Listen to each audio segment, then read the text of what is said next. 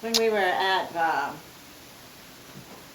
Sherry's, you were talking about the fence was down and the cows of the neighbors, your dad helped them get the cows back? Well, when we were there at House, New Mexico, Daddy rented 160 acres from a non-resident landowner, and the piece of land that joined it had a dugout on it where people lived, and a guy by the name of that we call Wendy Brown, he'd come up to town and tell all these big lies and stuff, and we called him Wendy Brown. And Daddy went over there one time, and he'd nailed the fence down so that his cows could get over on the land that Daddy had rented.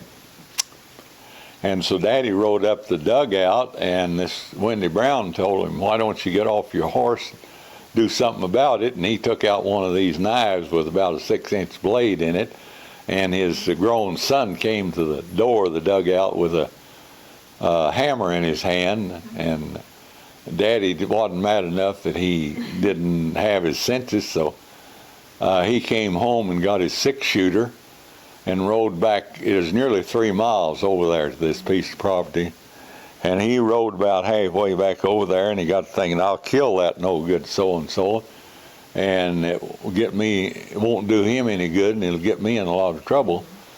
So he came back and unsaddled his horse and saddled up the team and hitched him to the wagon, and he put his toolbox in the wagon. He thought he could use those tools to throw at this guy and his son and keep him away from him. Well, he went over and took the nails out of the fence and started repairing the fence, and this Wendy Brown, his son, started down there, and he asked Daddy, "What are you doing?" He said, "I'm fixing my fence, and it's going to stay fixed this time."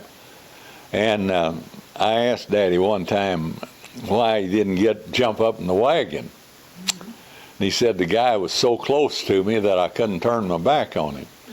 Well, luckily a guy by the name of Yancey Head, who you had to listen to get the civil words, he just cursed like nobody's business, came riding up and asked what was going on, and Daddy told him, and he said, "Well, I don't know where the Brown contended that the fence wasn't on the property line." And Yancey said, "Well, I don't know where the property line is, but I know where the fence is, and it's going to stay there." And so this Wendy Brown and his son turned and went back up.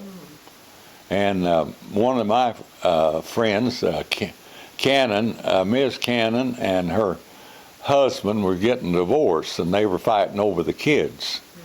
And when Daddy was running the store there at the house at that time, and the sheriff got involved in this, and he held this older Cannon kid while the old man Cannon beat him up. And that sparked some interesting things around there. And so anyhow, Wendy Brown disappeared pretty soon, and I don't know what happened to the Cannon. I'm going to turn, maybe I was going to see what that light does for us. This older Cannon boy ran a cream station there in the house, and on Saturday farmers would bring their cream in, and he'd test it for butterfat content and then pay them for the butterfat content. And he was running this cream station for a guy at Clovis, New Mexico, and they got into some argument over finances, and the story was out that these guys from Clovis was going to beat this Cannon boy up. And so we went to a medicine show one night there at house, and Daddy saw this guy from Clovis driving around.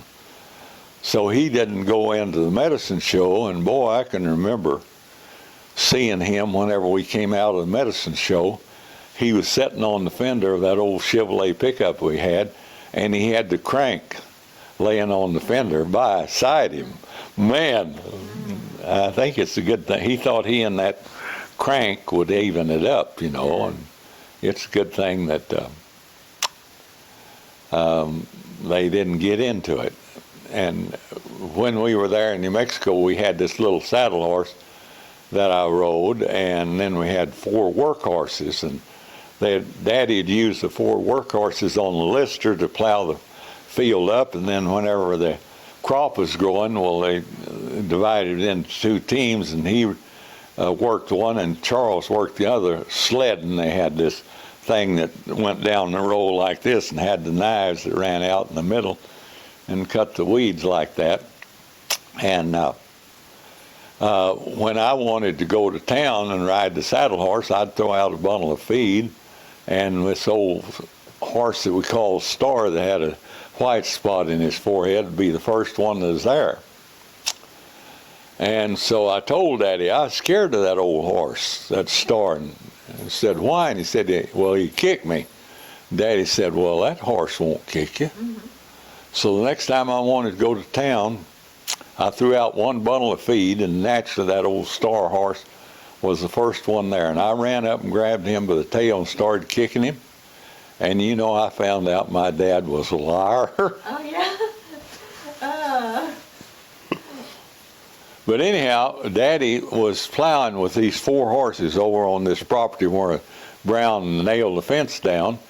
And he was through working them for the day, and he had them unhitched, and he only lacked 1 trace. That's what they call a piece of harness that goes back to the, attached to whatever you want to pull, undone. And something scared those horses, and they ran away. And this old Star horse came to Daddy, and Daddy thought he was going to run over him, because he was scared of something, and Daddy never did know what spooked him, made him run away. But then they had the best team we had. Whenever Daddy just was working by himself, like pulling the wagon, he'd work them, and one time these team got scared and ran away with the wagon and scattered Daddy's tools all over the pasture and stuff. But anyway, about that. Yeah. So, when you lived in Throckmorton, you were talking about the guys happened to establish their pecking order, and they tended to fight in school. Well, I told you that Pete Stout was going to whip me to establish the pecking order, but Coy Knowles told him no, and he didn't do that, you know. Mm-hmm. But then there was some boys there by the name of Cook, and they were out hunting, and they heard these other guys hunting, and so they went down and told those other guys to get lost, said this is our territory. Mm-hmm. Well, I went back to visit the parents, and Daddy was still laughing that these guys they told to get lost beat those Cook boys up and took their guns away from them. And they were trying to get their guns back when I was home one time. But anyway, it's, of course, Daddy always raised some watermelons there, and the kids from town would come out and steal the watermelons. And Mart got up. Daddy was going to take a pickup load of watermelons to Throckmorton, and Mart should have been out to help him. Well, he got up late and was eating breakfast, and while he was eating breakfast, Daddy came to the house, and Mart could see he was really mad, and he thought he was mad at him. But he finally asked him what was the matter. Daddy'd go out and mark these watermelons, and then he'd pick them the next day and take them down. He said, they've stolen all my watermelons except one. Well, the sheriff's son, Pete Stout, this Pete Stout I'm talking about, one of the deputies' sons, was in on that watermelon stealing stuff. And so Daddy shaved and went to town, and he got the sheriff and the deputy together, and I asked him, what did you say? He said, I told him if those boys come back and get my watermelon patch, when they come back to town, they'll be marked so you know them. And he never lost any more watermelons after that.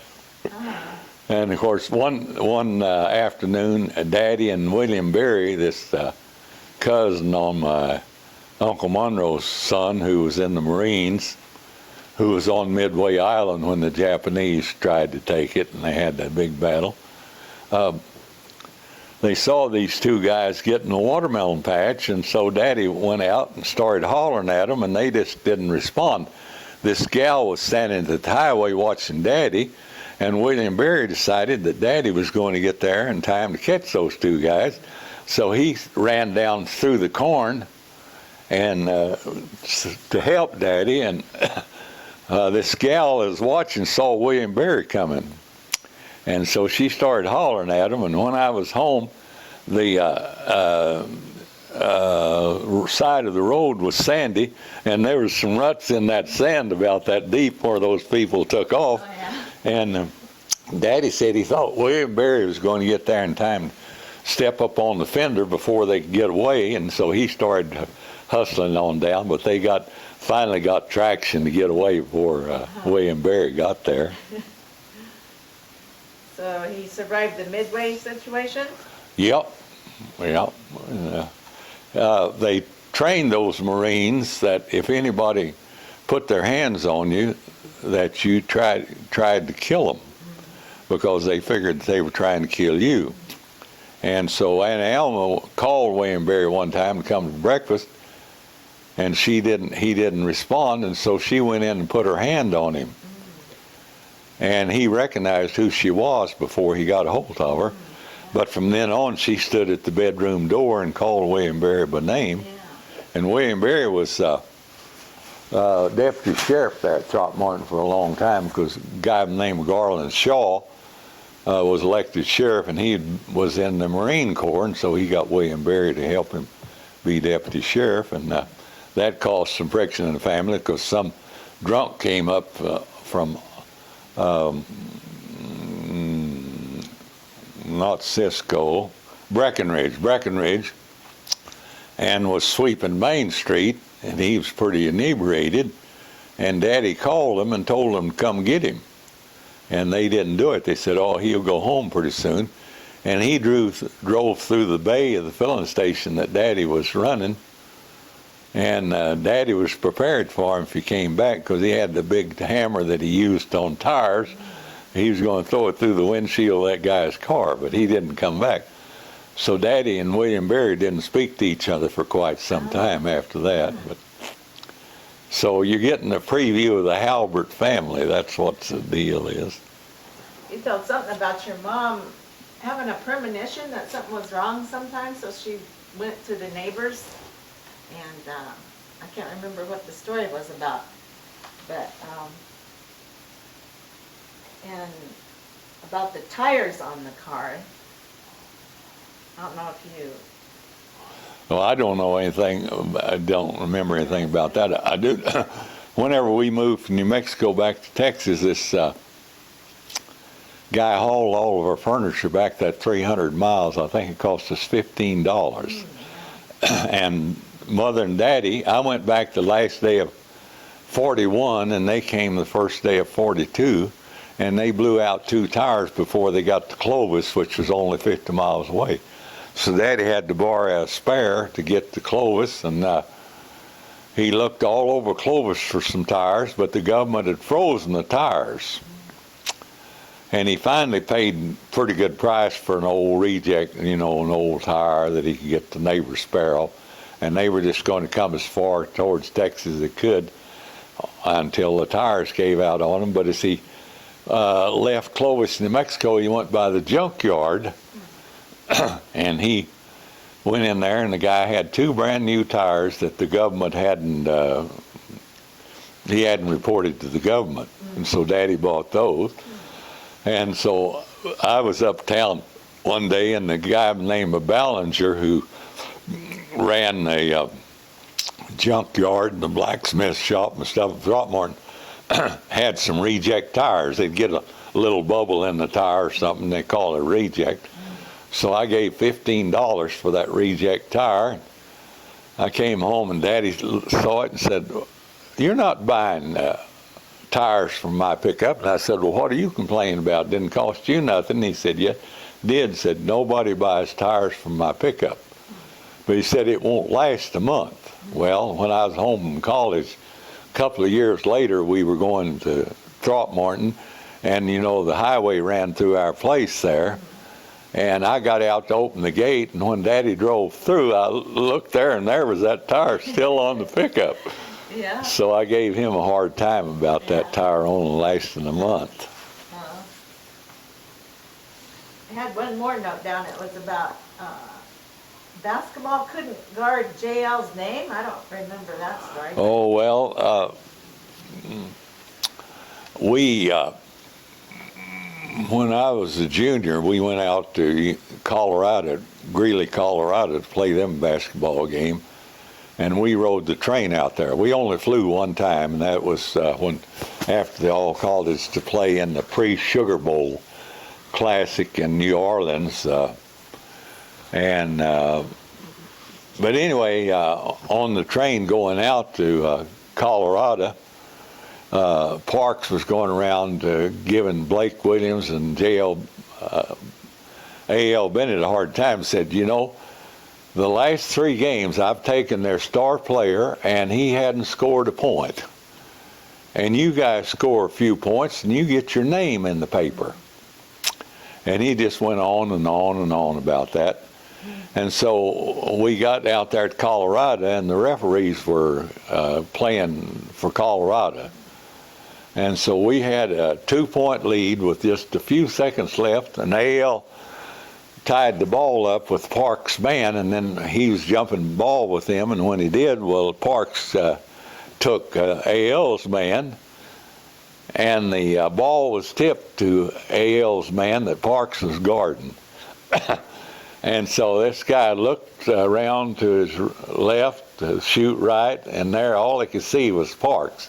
He looked back to his left, and all he could see was Parks. So just in desperation, he just kind of fell off the floor and threw the ball, and it hit high on the backboard and went through the basket.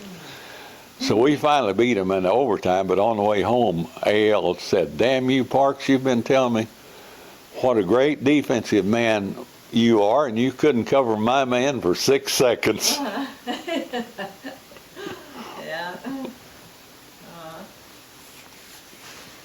Yeah. Well, they finally put Charles' name up on the, what they call it, the Wall of Champions there at West Texas State University. It's called West Texas A&M now. It's part of the A&M college system. And anyway, they had Price Brookfield's name up there for a long time. He was a teammate of Charles's. And Mother played basketball for the Canyon High School when she was in high school. So. Yeah, there's a picture of her with the basketball. Yeah. And I didn't even know they had much girls' sports. Like, it wasn't a big deal when I was. I don't know that they had any to speak of. Huh. I mean, just probably exception was the basketball team. Yeah. So she was probably had some skill being tall and everything. Charles's basketball coach when he was a freshman at West Texas State was Cactus Jack Curtis. And Cactus Jack Curtis ended up being the Stanford football coach. But he and his wife were traveling in Germany when Hitler was coming into power, and all these guys were saying, "Heil Hitler," and old Cactus Jack said, "To hell with Hitler, to hell." Yeah. His wife tried to get him to stop that because she's afraid some Nazi would hear him and he'd be in big trouble. But I think it's about time to pick up. Sudar? Oh, well, I'll wait another couple of minutes. Yeah. Well, let me see if my notes had any other. Charles, you know, he was 6.5 years older than I was, and I was 4 years older than Mart, so we never, had much camaraderie or played together much. And Charles would get the best of me, and I told you that time about we were riding this little horse through downtown and bareback, and we were telling jokes, and we got to laughing, and I started to fall off the back, so I grabbed Charles and threw him down and landed on top of him, and he knocked a fingernail off his little finger. I'll never forget the look on his face when he looked at his fingernail, and he looked at me, and he looked back to his fingernail. I wasn't there when he looked back for me because I was looking for Mother Right. to take care of me. You told me about driving the school bus. So when you were in high school, you Yeah. have your driver's license? Oh yeah, I had drive. When we moved from New Mexico back to Texas, we went up Throckmorton to take the driver's test, and the cop flunked all three of us, Mother and Daddy and me. But we went back and got our driver's license the next time, and then when the bus driver couldn't drive the bus, I drove the school bus.